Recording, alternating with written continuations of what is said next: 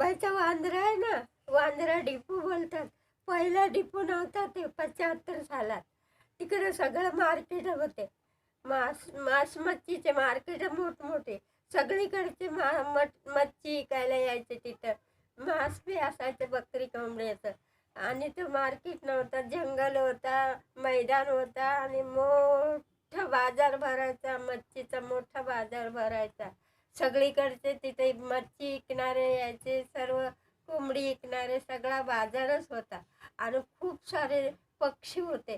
कावळं, बगळं, गिधाडं, असं तिथे भारी ऊत आलेलं कचऱ्यासारखी जनावरं होती. ते पक्षी कचऱ्यासारखे पक्षी होते. आणि बाजार मोठा असायचा, डिपून असायचा.